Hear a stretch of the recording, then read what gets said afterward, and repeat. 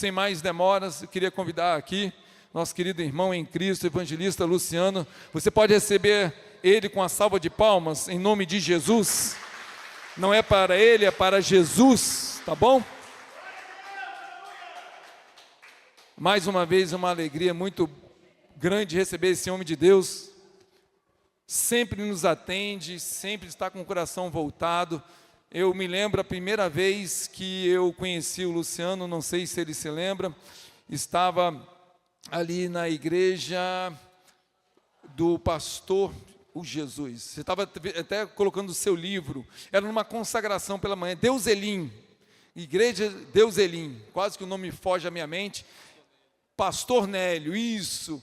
Então eu conheci o Luciano, o evangelista Luciano, e desde lá para cá ele tem nos abençoado. Amém? Vamos orar por ele?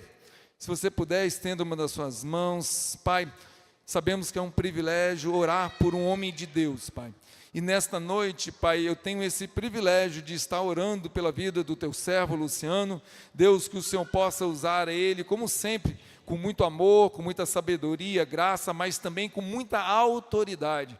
Sabemos que a autoridade foi delegada pelo Senhor para a sua igreja. E nesta noite, Pai, os nossos corações estão abertos para ouvir a Tua voz através da instrumentalidade, através da vida do Teu Filho. Por isso eu te peço, Pai, que, ó Deus, que o Senhor prepare os nossos corações, abençoe a vida dele, da sua casa, da sua família, esposas e filhos. Deus, em nome de Jesus que nós oramos, gratos, no nome santo de Jesus. Amém. Meu irmão, fique à vontade, tá bom?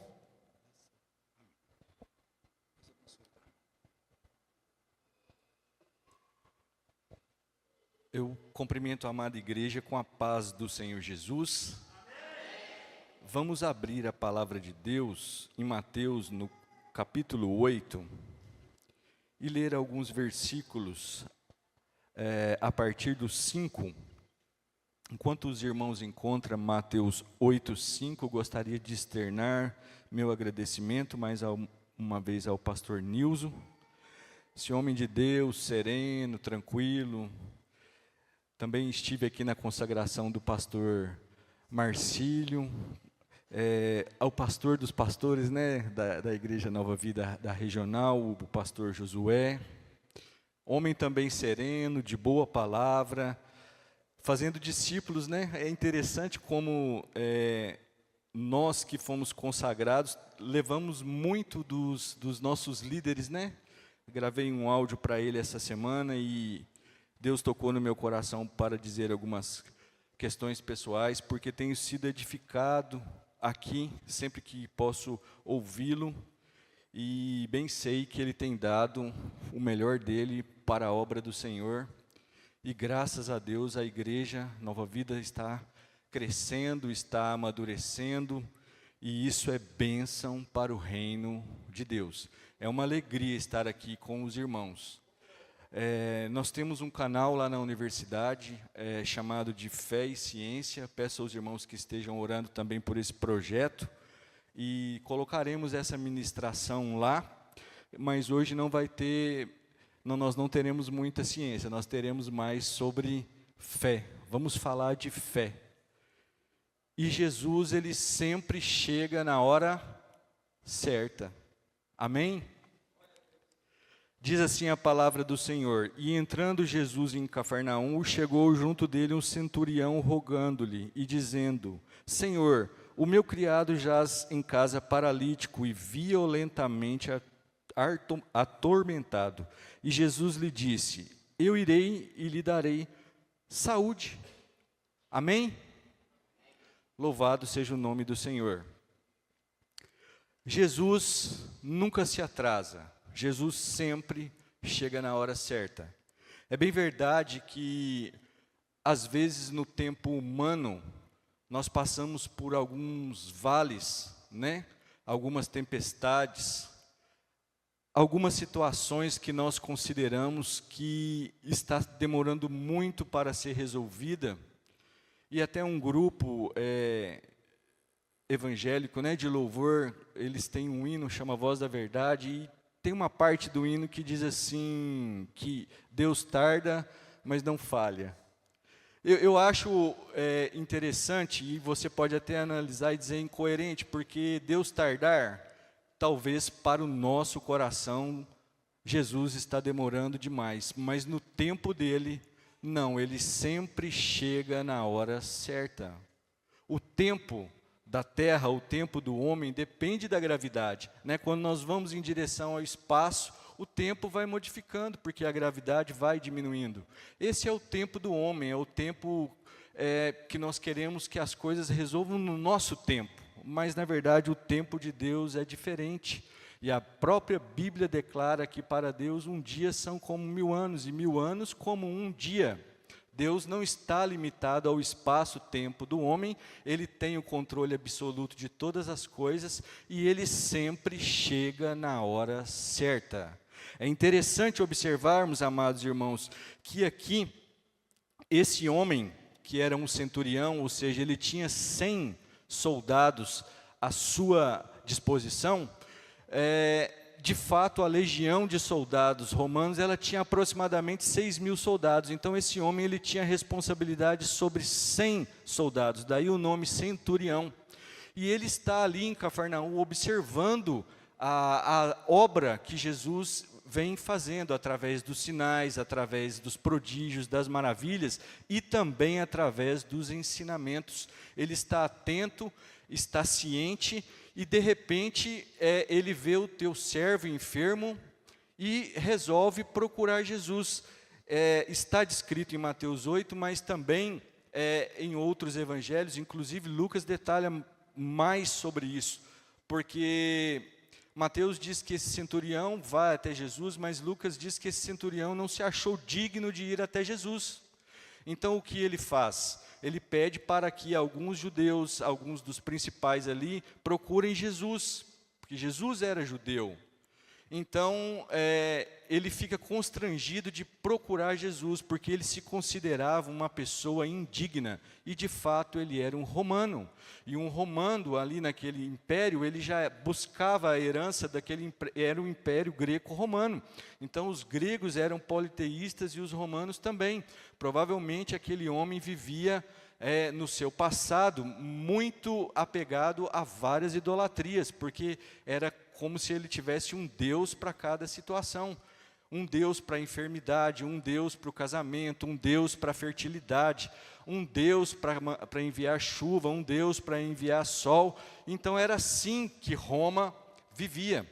Porém, Jesus se intitula Filho de Deus, Jesus se intitula o próprio Deus, e Jesus ministra com autoridade de palavra, mas também faz sinais que apenas Deus poderia fazer. E esse centurião atento observa e percebe que se Jesus agir, o servo dele pode ficar curado. Então, veja bem, Jesus diz para ele: eu irei e lhe darei saúde. E esse centurião não considerava Jesus, a dignidade de Jesus entrar em seu lar, porque na verdade ele considerava até o lar dele indigno, e até na lei judaica Jesus, como judeu, não poderia entrar debaixo de uma casa de um soldado romano. Mas irmãos, os romanos viviam em certa paz com os judeus, porém eles cobravam taxas de impostos excessivas, o povo de Israel estava subjugado. Aquele homem deveria ser, até para os discípulos de Jesus, inimigo. Mas esse homem procura Jesus, e ele já tinha feito inclusive benfeitorias ali em Cafarnaum. A história diz que ele já tinha até construído uma sinagoga, então ele era um romano que fazia o bem para o judeu. Veja bem que a Bíblia diz que ele procura Jesus e diz: Jesus, não precisa ir até a minha casa, ou conforme está escrito em Lucas, não é necessário o senhor ir até a minha casa, porque eu sou um homem de autoridade e eu digo para eles, vão e eles vão. Eu digo, venha e eles vêm. Eu sei, já extrapolando, que o senhor tem autoridade sobre tudo que está na terra. Basta a sua palavra. Então Jesus fica maravilhado, porque ele próprio, o mestre diz, nem em Israel eu achei uma fé tão grande. Bom, mas ele já estava com discípulos há bastante tempo, e um romano expressa uma fé que não tinha no discípulo. Então, provavelmente para os discípulos de Jesus isto é constrangedor, porque eles estavam observando a ação de Deus, vendo os milagres, mas eles não criam como esse gentil. Lemai-shihas, fé é o que é necessário para o Senhor Jesus agir. Jesus não invocou a dissensão que tinha com os romanos. Os discípulos dele, os 12 que ele escolheu, muitos deles estavam preocupados com as coisas terrenas. Um queria ficar à direita, o outro queria ficar à esquerda no reino. Jesus encontrou dificuldade com eles, porque Jesus veio anunciar um novo reino, mas eles não compreendiam. E Jesus então diz que aquele gentil tinha uma fé maior do que todos os israelitas que ele já tinham encontrado. Como está a sua fé? Amado irmão e amada irmã, você é discípulo de Cristo? Você segue ao Mestre? Você crê no Mestre? Como esse centurião creu? E Jesus então envia uma palavra, e o servo desse centurião foi curado. Louvado seja o nome do Senhor. Basta uma palavra. É interessante que algumas coisas já tinham acontecido nesse momento, em que Jesus tocava para operar. Mas, amados irmãos, este homem tinha tanta fé que ele não passou pela cabeça dele a necessidade de Jesus entrar dentro da casa dele à distância. À distância. Ele pode ordenar à distância e vai acontecer o milagre.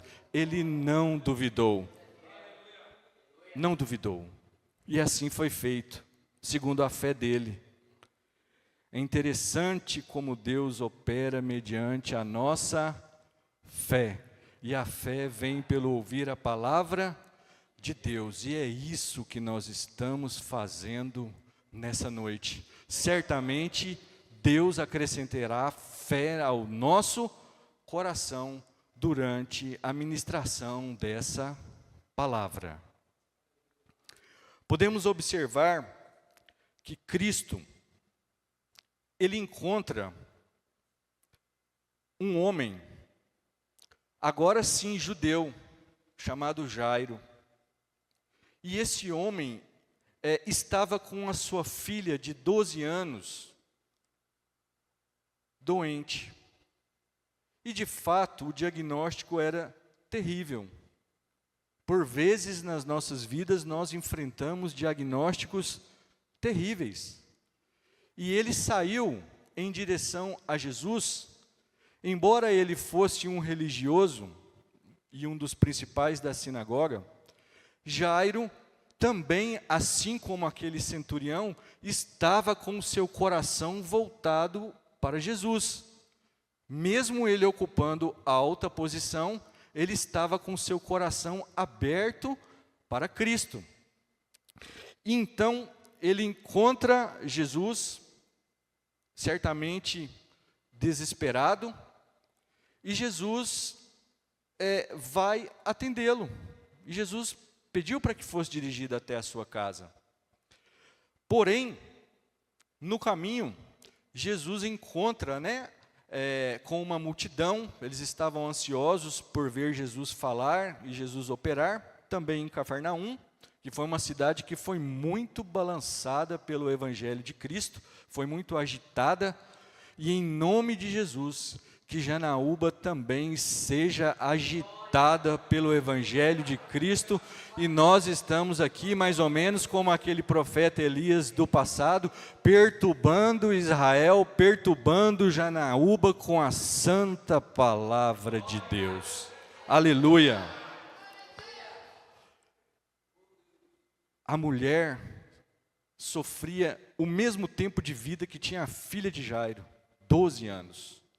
E a mulher era judia. E o judeu seguia muito bem a lei que está disponível no Velho Testamento. Essa mulher tinha um fluxo de sangue contínuo.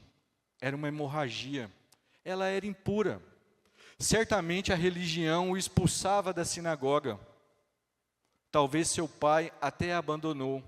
Ela tinha riquezas, mas diz a Bíblia que ela gastou tudo tentando resolver com os médicos da época, que já existiam. Inclusive, Lucas era um médico amado e ele já exercia a medicina naquela época. Porém, não resolvia a sua dor. Amados irmãos, no auge da sua dor, é possível que você fique sozinho. Eu tenho para mim que essa mulher vivia sozinha, porque ela não podia aproximar de nenhum judeu, que era a etnia dela. Ela vivia fraca, porque no sangue, não é? Você perde muito ferro, você tem fraqueza, e não estancava. Você imagina as condições fitossanitárias da época, não tinha as possibilidades que nós temos hoje, que as mulheres têm hoje. Então imagina que era uma situação muito difícil para aquela mulher, sozinha, desamparada, na sua pobreza, mas ela ali resolve procurar o Mestre Jesus. E na mente dela, diferente da mente do centurião, ela precisava tocar em Jesus, mas tocar em Jesus deixaria-o impuro e causaria um alvoroço ali na religião de Israel. Então ela o procura na multidão. Imagina Jairo com a filha morrendo, a multidão apertando o mestre, e o mestre para e fala: alguém me tocou. A palavra de Deus diz que, mas mestre, né, um dos seus discípulos, todos te tocam. Ele falou: não, alguém tocou-me de maneira diferente. De mim saiu virtude, saiu poder. Certamente aquela mulher ficou constrangida, porque ela não podia ter feito aquilo, porque ela deixaria um mestre. Jesus era um rabino, eles falavam Rabone, Jesus tinha discípulos. Ela cometeu um grande pecado, porém a Bíblia diz que ela ficou com temor de falar, mas ela acabou confessando: foi eu, mas eu só toquei na orla das suas vestes. E Jesus encontrou fé de novo, agora não mais no gentil, mas numa judia. E ele diz: filha, a tua fé te curou. Oh, louvado seja Deus! Depositar a fé em Jesus Cristo promove milagre. E Jairo apreensivo com a filha, e Jesus gastando tempo no caminho, mas um tempo de Jesus sempre era utilizado para benefícios para a sociedade, quer na palavra, no ensino, quer nas operações de maravilha. Jesus não perdia tempo. Nós temos perdido muito tempo com redes sociais, com entretenimento.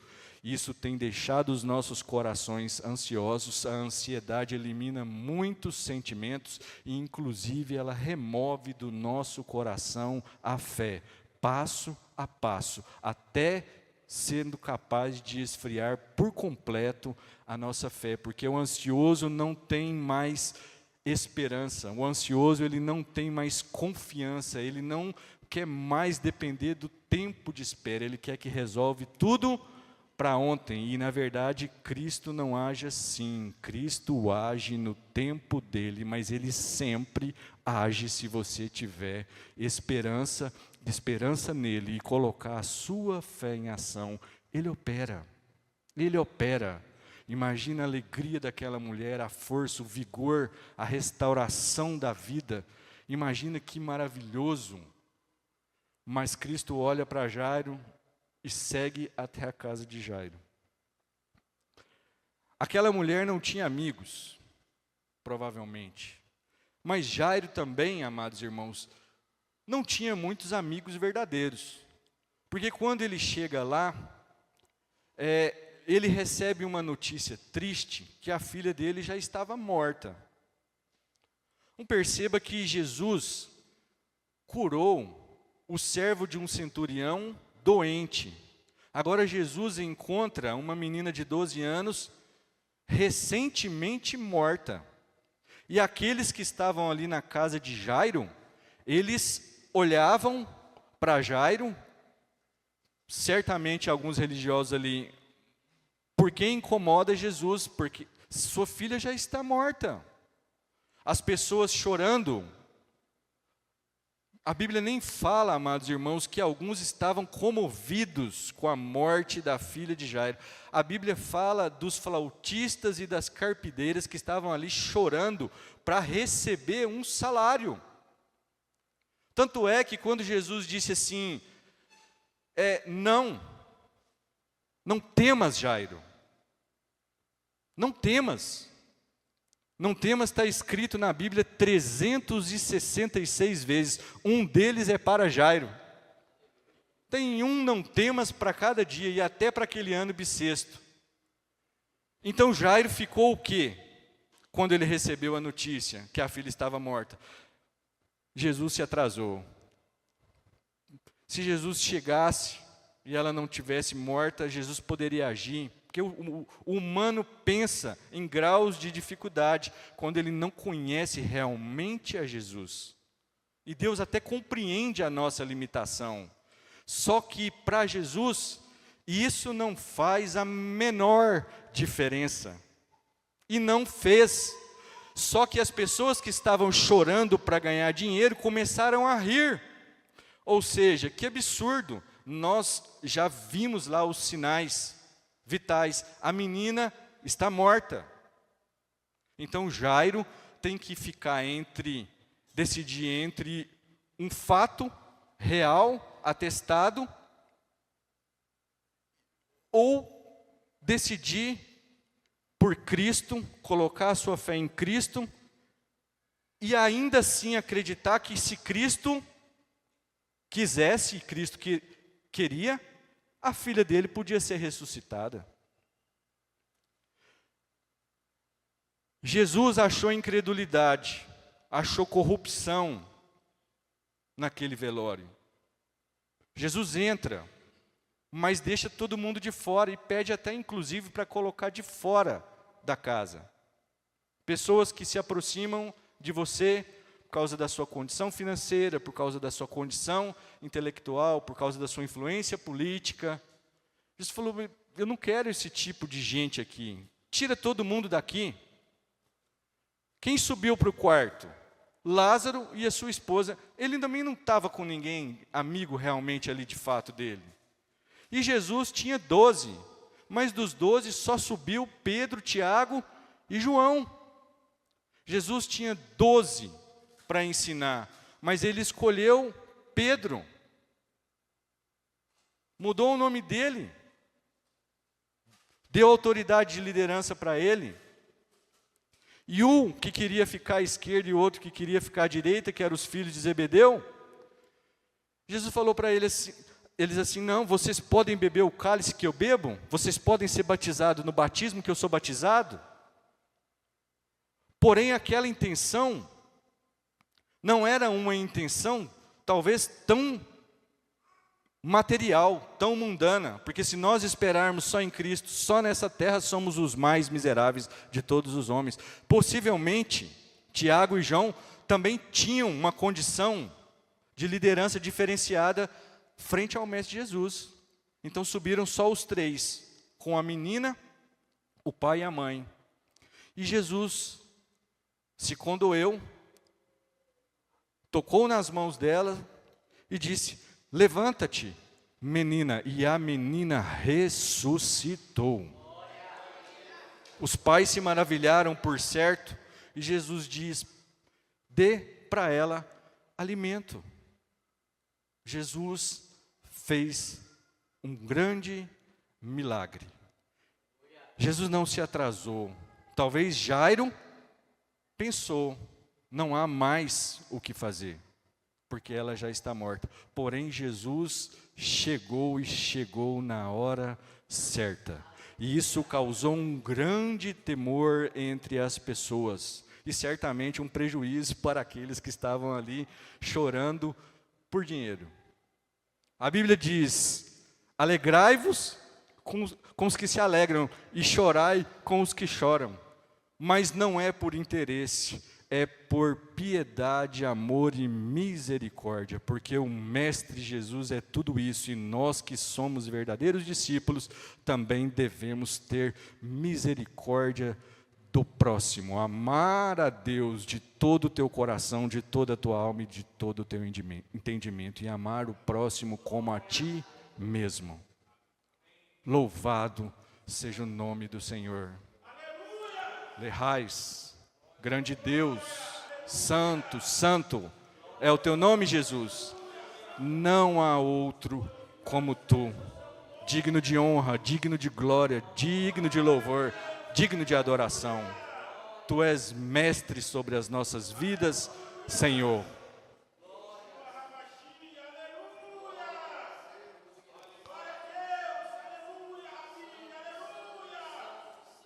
Na raiz, não está cronologicamente na Bíblia, mas eu queria tratar com os irmãos nessa perspectiva, porque Jesus encontra, não mais em Cafarnaum, isso que eu disse até agora foi em Cafarnaum, mas Jesus encontra uma mulher em Naim, na porta da cidade, e ela estava com um filho, e ela era viúva, o que significa que ela já tinha perdido o marido e agora tinha perdido seu único filho.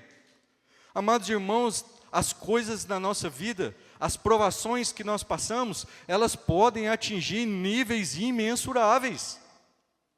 Imagina a dor dessa mulher, porque não tinha sistema de pensão, não tinha previdência como tem hoje. O filho era garantia de sustento do pai. Tanto é que a Bíblia fala que é feliz o homem que tem muitos filhos, porque além de ter ali força, mão de obra, trabalho, sustento, quando nós chegarmos na velhice, também ele tinha um exército, então era muitos na aljava. Era esse o conceito que essa viúva tinha, só que ela não tinha mais ninguém. Significava que ela ia morrer o quê? De fome, desamparada. Mas aí, louvado seja Deus, que entra a igreja. E essa igreja faz muito obra social, porque o irmão de sangue do Senhor Jesus diz que a verdadeira religião é cuidar dos órfãos e das viúvas. Olohamas. Jesus com seus discípulos, o menino no caixão, aí já não era poucas horas, não era recém-morto, já tinha pelo menos 24 horas, ou talvez 30 horas, não sei. Mas já era algo definitivo. Eles já estavam saindo da cidade para enterrar do lado de fora da cidade.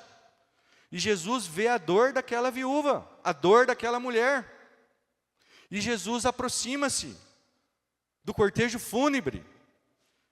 E diferentemente da filha de Jairo, que ele tocou nela, agora Jesus não toca. Jesus não queria um litígio com os religiosos antes da época. Então Jesus toca no esquife. Amados irmãos, o menino levantou, Jesus ressuscitou aquele filho da viúva, não somente a criança ou o adolescente que estava ali, a Bíblia não relata quantos anos, mas ele ressuscitou todos os sonhos dela, toda a vida dela, todo o futurismo dela, estava ali naquela ressurreição, porque o menino que estava no caixão foi erguido pelo poder de Deus manifestado através de Jesus Cristo. Que Deus grande e maravilhoso, que Deus santo. Lehais, talvez tenha alguma causa na sua vida que você considera insolúvel, que já não tenha mais nenhuma solução. Porém, o Senhor me mandou aqui para dizer para você, e você que está acompanhando no canal, que Ele não tarda, Ele chega na hora. Persevere em oração, tenha esperança, tenha fé, o amor dele vai te constranger e você vai viver o seu milagre. Porque para Jesus ninguém é melhor do que ninguém, ele não faz acepção de pessoas, mas ele fica feliz quando ele olha do céu e encontra em você um coração confiante, um coração cheio de esperança, ainda que tudo pareça difícil, improvável, incerto, duvidoso. Não temas, Ele pode operar na sua vida coisas surpreendentes que vão além da sua imaginação e pensamento. Os caminhos de Deus são mais elevados, os pensamentos do Senhor são mais altos. Ele é Deus. Chocou aquela cidadezinha, aquela aldeia pequena chamada Naim. Chocou, abalou. Aonde Jesus passou, ou melhor dizendo, onde Jesus passou, mudou. Tem que mudar. Porque Ele é Deus. E nós somos servos de Deus. Onde nós passarmos, tem que mudar. Se verdadeiramente Deus está em nós, precisa mudar. Grande Deus. Vamos caminhar. Vamos caminhar para um episódio do qual é inédito, não está narrado em todos os evangelhos sinóticos, está no Evangelho de João, no capítulo 11. Jesus tinha amizade de infância. Jesus cresceu em Nazaré, tem uma família que mudou para Betânia, e Jesus quando você vai esmiuçando os evangelhos, você percebe que Jesus tinha laços humanos com essa família, porque Jesus era humano. Jesus tinha amigos também de verdade. Porque às vezes nós falamos dos falsos amigos, não é? Amados irmãos, existem os verdadeiros amigos. Lázaro, Maria e Marta eram amigos verdadeiros do Senhor. Porém, Lázaro, que já vinha desenvolvendo uma enfermidade, morreu. E chegou para Jesus a carta, porque não tinha WhatsApp, né? Não tinha nem internet, era tudo manuscrito, certamente os cavaleiros, né, enviavam. E chegou a carta, e Jesus, ciente da situação, porque Jesus era humano, mas Jesus também era Deus, Jesus sabia de todas as coisas, mesmo em corpo. Ele ora a Deus e atrasa um pouco a chegada. Jesus caminha com os seus discípulos e alguns deles muito incrédulos, como Tomé, outros materialistas, como Judas, não é? Outros agitados, como Tiago e João. Que diversidade de pessoas ali seguindo Jesus, vendo as coisas acontecendo, mas tendo uma certa dificuldade para receber o Evangelho como de fato ele é. Jesus aproxima de Betânia e uma de suas irmãs, Marta, que outrora estava muito ocupado com os afazeres, agora vem até o mestre e diz: Jesus, se o Senhor estivesse aqui, Lázaro não tinha morrido. E ela chora. Jesus chorou pela parte humana, porque ele era 100% homem, mas também 100% Deus. A Bíblia diz que Jesus chorou. Você imagina os discípulos dele que já estavam com incredulidade, vendo seu mestre chorar. Chorar é sinal de fraqueza? Muitos têm esse pensamento. Mas o mestre que deixou exemplo em tudo, mostrou que não. Chorar é um sentimento compreensível. Chorar é um sentimento que desafoga a alma, que remove a pressão. Chorar é importante, queridos irmãos. Me lembro que numa situação difícil, não tão difícil quanto a das irmãs de Lázaro, mas difícil, dentro de um laboratório, eu tentei fazer um experimento por 18 meses e não consegui. Eu ia ao equipamento e o experimento não dava certo, e eu tinha já um prazo determinado, e eu percebi que eu não podia mais fazer ali com as minhas mãos aquilo. Então eu olhei no equipamento e comecei a orar. E quando eu comecei a orar, eu comecei a chorar. E eu comecei a chorar e dizer: Senhor, Tu és santo, Tu podes todas as coisas. Senhor, perdoa as minhas falências e as minhas iniquidades. Eu sou um ser humano, mas o Senhor é Deus. E as lágrimas começaram a correr dos meus olhos. Não as sentimentais e quentes, mas geladinhas, elas caíam no chão e formaram umas pocinhas. E lá, enxurra-se. Quando eu olhei as pocinhas se transformaram em cristais. E eu vi ali que Deus colhia cada uma das minhas lágrimas derramadas naquele momento. Não vi com os olhos naturais, eu vi com os olhos espirituais. Lindos cristais na cor de pérola, tanto do lado esquerdo quanto do lado direito. E a partir daquele momento, Jesus entrou em ação e em 40 dias Ele me deu uma grande bênção e fez na minha vida um grande milagre. Chore, irmão, chore, irmã. O choro pode até durar uma noite, mas a alegria sempre vem pela manhã. Mas não chore nas redes sociais, não chore para os falsos amigos, chore aos pés do Senhor Jesus, porque Ele tem todo o poder. Ele é onipotente, onipotente Deus. Então o Senhor Jesus pede para que Marta chame Maria e leve até o túmulo, que também estava fora da área geográfica ali da residência.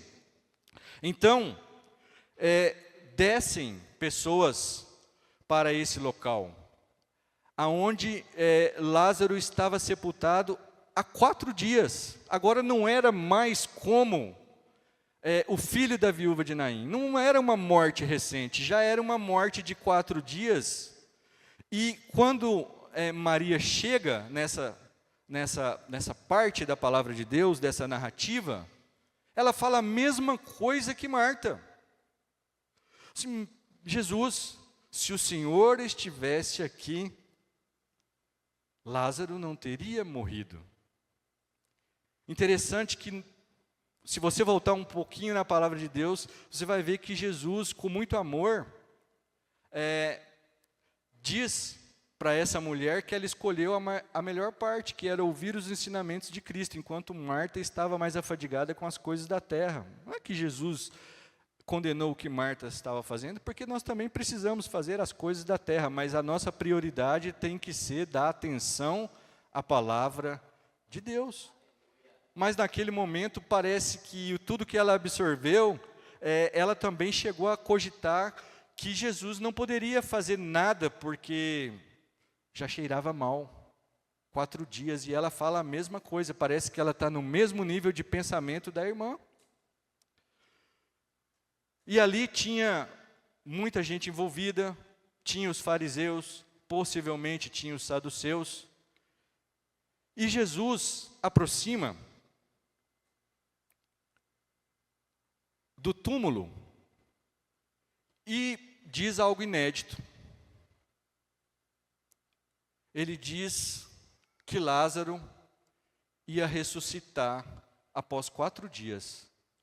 Tanto é que os irmãos disseram, não, mas ele vai ressuscitar na ressurreição do último dia. Jesus, não, eu não estou dizendo sobre isso, eu estou dizendo que ele vai ressuscitar agora. E Jesus disse, aquele que crer em mim, ainda que estiver morto, viverá. E aquele que vive e crê em mim, não morrerá. Crê tu nisto?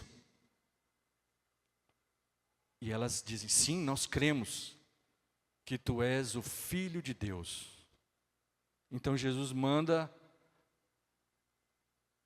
fazer uma coisa que Marta fazia, né? Faz alguma coisa aí, participa desse momento. Rola a pedra. E eles rolaram a pedra e Jesus disse, Lázaro, saia para fora.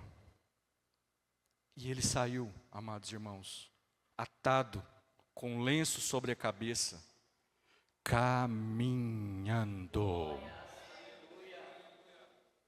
Caminhando. Larrais. Já viu isso acontecer, amado irmão, amada irmã? Nós somos de uma igreja de origem. Em Uberlândia tinha 5 pessoas que foram ressuscitadas, junto conosco, sentadas nos bancos, adorando e glorificando o nome do Senhor. Mas ali você imagina o saduceu olhando, falando assim, mas eu não acreditava na ressurreição dos mortos. E o fariseu, hã? Até isso ele é capaz de fazer?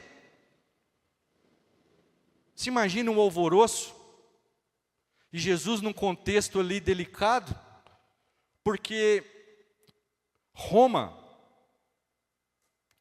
dominava, tinha lá o Herodes, não é? Mas o Sinédrio também estava corrompido.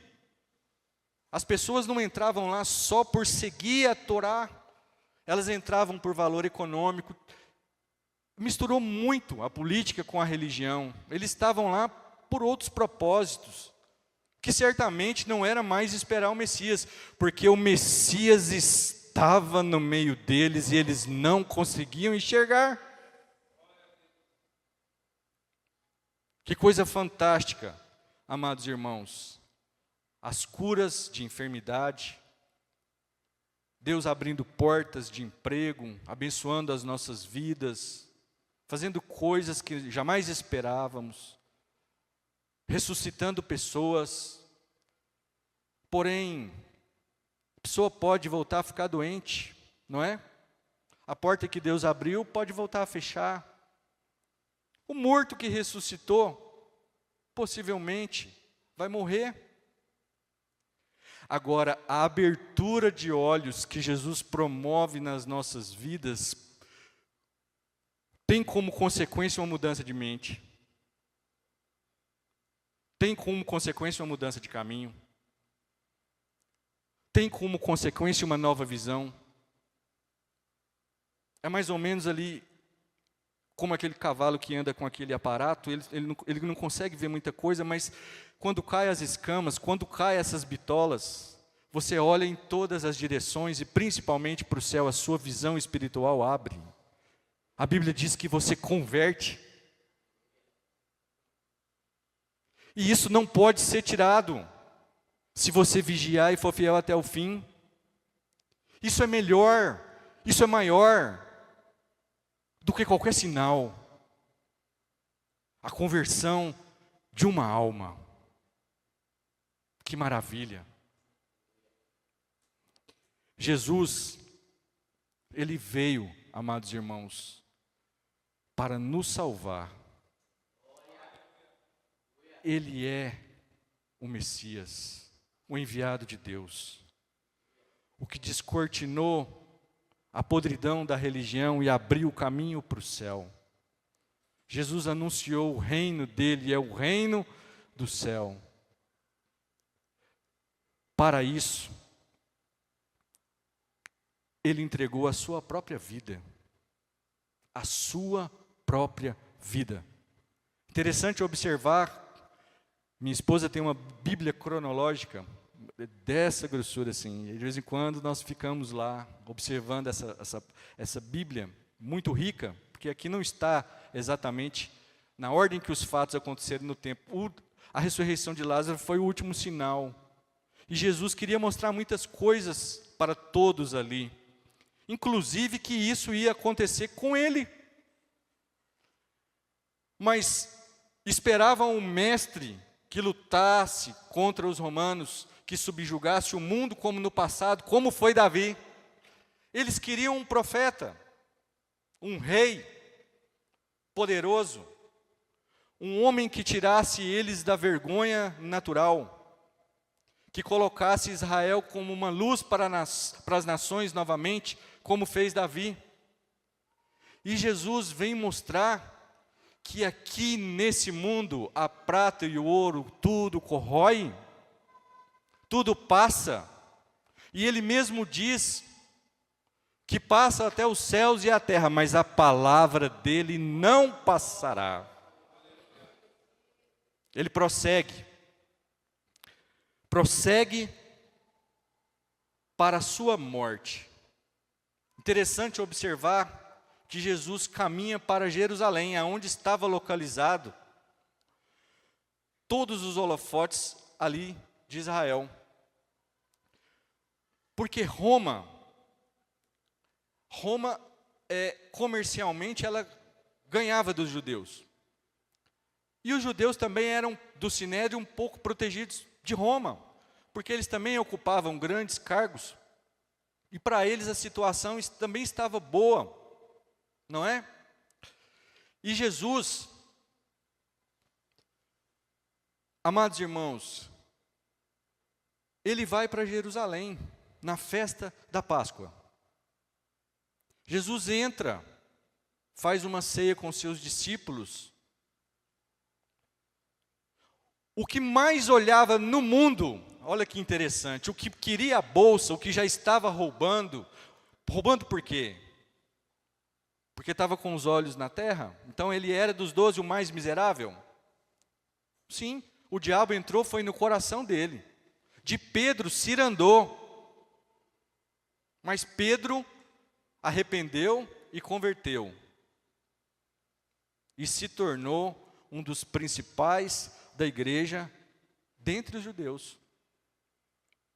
Mas Judas foi conversar com esses governantes que queriam prender Jesus, porque de fato eles esperavam um Messias com características diferentes. Mas a essência de Jesus era amor. Amor, amados irmãos. Se você espremer a Bíblia, sai a palavra amor, sai a palavra vida, sai a palavra perdão, sai a palavra misericórdia.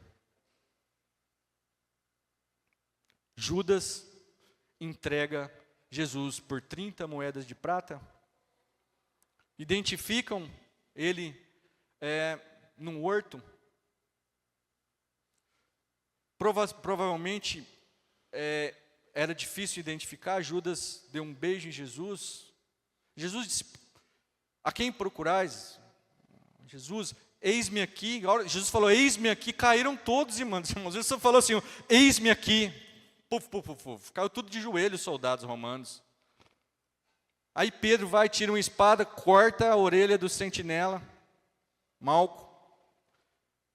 Jesus adverte ele, fala: não, você está comigo há tanto tempo, ou seja, você já viu eu fazer tanta coisa, você acha mesmo que um ser humano pode me prender? Ô Pedro, raciocina só um pouquinho. Você estava no barco, eu mandei a tempestade acalmar, você me viu andando sobre as águas. Quantas coisas você viu, Pedro? Entrei na casa da sua sogra, curei ela de febre. Quantos cegos, quantos coxos, quantos leprosos. Quantas pessoas eu ressuscitei. Você está achando que eles têm condições de me prender? Se eu orasse aqui, Deus mandaria mais de 12 legiões de anjos para me proteger.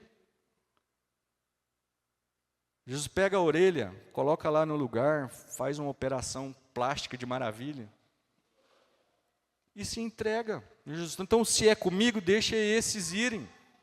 Porque aqueles lá, amados irmãos, eles não poderiam ainda beber do cálice de Cristo e nem ser batizado com o batismo que Jesus iria ser batizado. Sofrimento. Cristo inicia uma etapa de sofrimento. Julgado por Anás, por Caifás, por Pilatos. Jesus é cuspido, Jesus é zombado, Jesus é humilhado, coloca com uma coroa de espinhos na cabeça dele, coloca uma veste púrpura, fazem ele carregar uma cruz. Por quê, amados irmãos? Por quê? Porque Pilatos não achou nele nenhuma acusação. Só que os judeus, os fariseus lá do templo, do Sinédrio, os saduceus, eles não podiam matar um homem. Mas eles acusaram Jesus justamente por se fazer filho de Deus. Então Pilatos falou, é Páscoa, eu posso soltar um. Quem que vocês querem que eu solte? Ele solta Barrabás. Mas e quanto a Jesus? Crucifica-o. Pilatos tem um momento mais especial com a liderança do Sinédrio. Ele é o rei dos judeus, ele é o seu rei. O que você quer que eu faça com o seu rei? Irmãos, vejam bem isso. Os líderes de Israel falam assim, tira-o daqui, tira-o daqui. O nosso rei é César. Os irmãos entenderam? Derrai shelei nikamasi. Aqueles homens estavam completamente cegos. Completamente cegos. O rei deles veio, e eles queriam um rei de Roma, idólatra, porque era assim. César era idólatra. Mas eles ministraram contra a idolatria o tempo inteiro, eles viram como a mão de Deus pesava sobre os idólatras. Mas eles disseram, não quero Jesus, eu quero um rei idólatra. Então Pilatos lava as suas mãos, mesmo a sua esposa Cláudia, gritando a seus ouvidos, eu sonhei a noite inteira, ele é justo. Ele é justo. Jesus entra na via dolorosa, carregando aquela cruz, e é crucificado dentre dois malfeitores.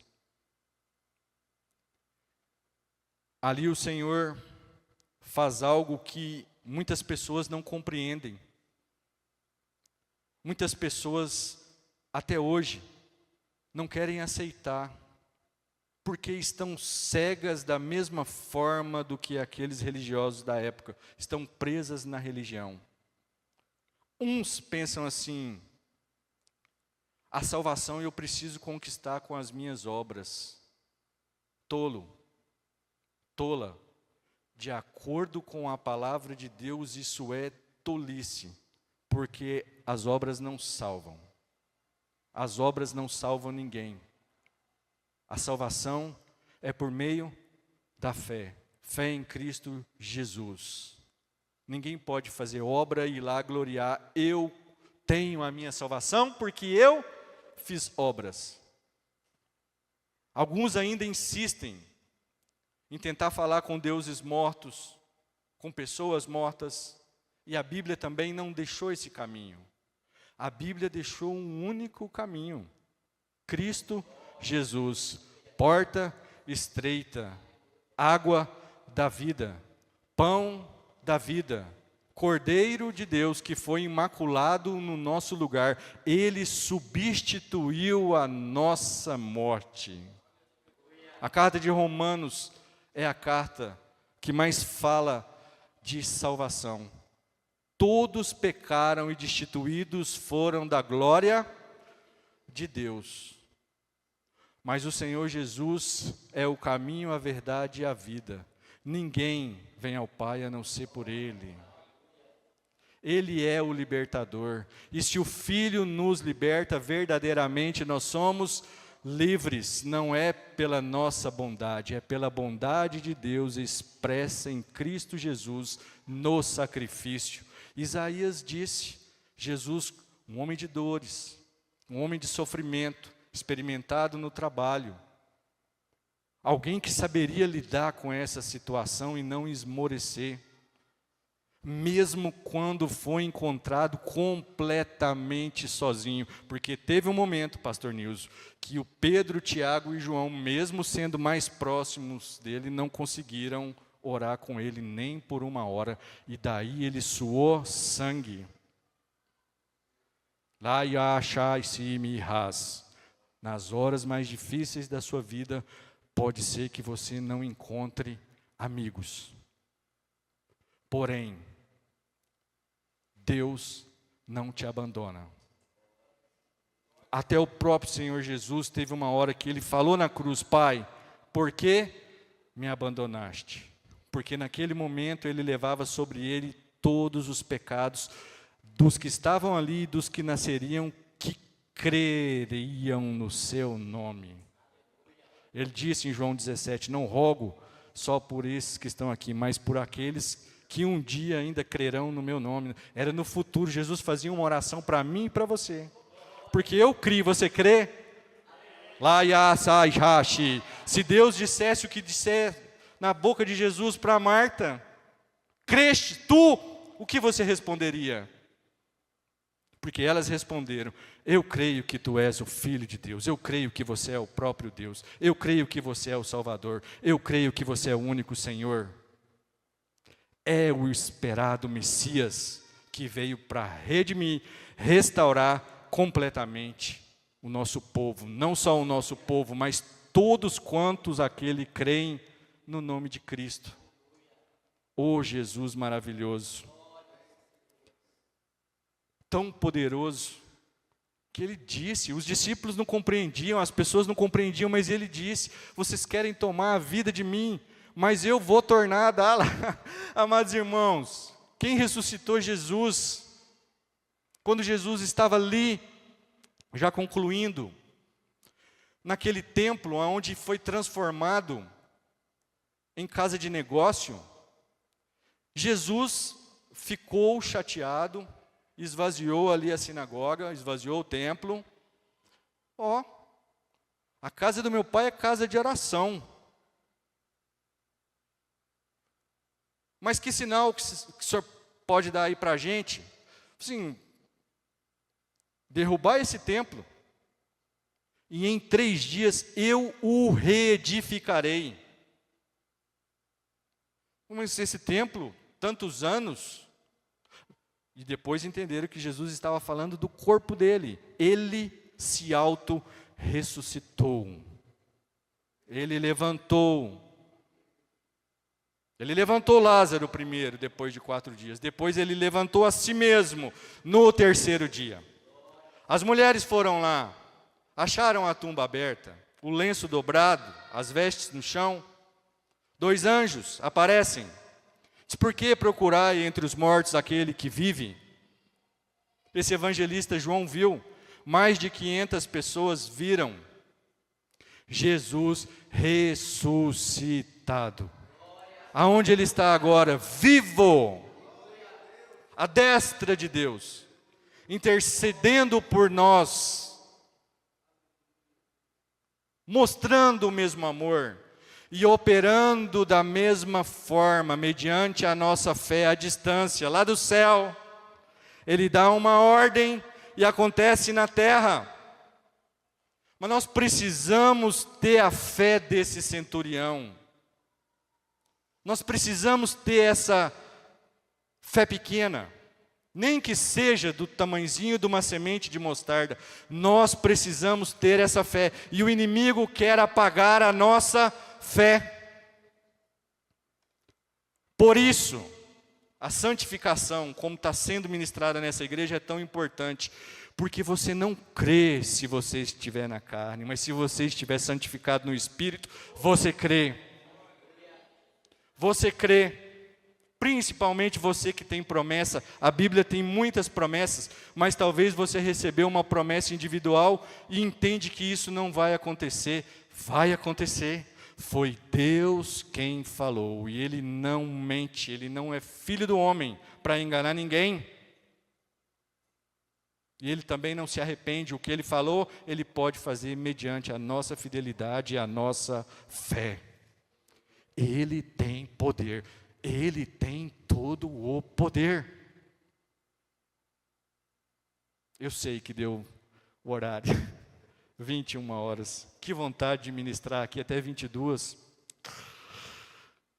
Mas tendo outra oportunidade, nós estaremos aí de novo cooperando. Mas que Deus em Cristo Jesus abunde na sua vida, derramando graça, misericórdia e sabedoria. Ele faz, Ele opera, Ele tudo pode. Nós estávamos em uma casa fazendo uma visita, e depois de um lanche, chegou uma pessoa. Nós estávamos na casa de uma irmã, chamada irmã Kênia, e a família toda reunida, e ela tinha um irmão de sangue que estava em Vila Velha ou Vitória, não me lembro. E ela disse, a mãe, falou, irmão Luciano, eles vão fazer alguns últimos exames, um bebê. O crânio, a parte óssea não desenvolve, mas o cérebro está desenvolvendo, está fazendo pressão. A cirurgia neurológica de alto risco tem que cortar o crânio para que o cérebro alivie a pressão, porque é um problema onde a parte óssea não acompanhou toda a massa cefálica. Você poderia orar? Eu falei assim, claro, vamos orar, todos nós. E nós fizemos ali, ao entorno da mesa, uma oração. Nós levantamos as nossas mãos, nós não estávamos lá junto com a criança. São muitos 1000 quilômetros de distância. Porém, nós oramos pedindo para que, em nome de Jesus, o milagre fosse executado lá. E foi tão incrível, porque Jesus nunca chega atrasado, Ele sempre chega na hora. E depois nós tivemos notícia que, ao fazer os exames, inexplicavelmente, a caixa craniana, da criança, tinha expandido e não era mais necessário fazer a cirurgia. Jesus curou na hora.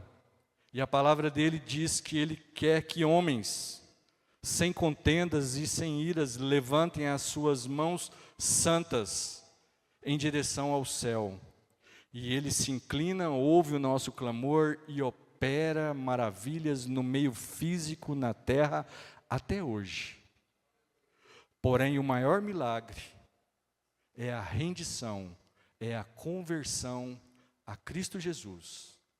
Se existe alguém aqui, na nave desta igreja, que ainda não entregou o seu coração a Cristo, faça isso ainda esta noite. Com a permissão do pastor, no final do culto, eu gostaria de conversar com você, para que você saísse dessa reunião com o maior presente de Deus, com a salvação. Jesus disse, aquele que crer em mim, ainda que estiver morto espiritualmente, viverá. E aquele que vive e crê em mim, não morrerá a segunda morte espiritual, mas viverá eternamente com Ele na glória celeste. Amém.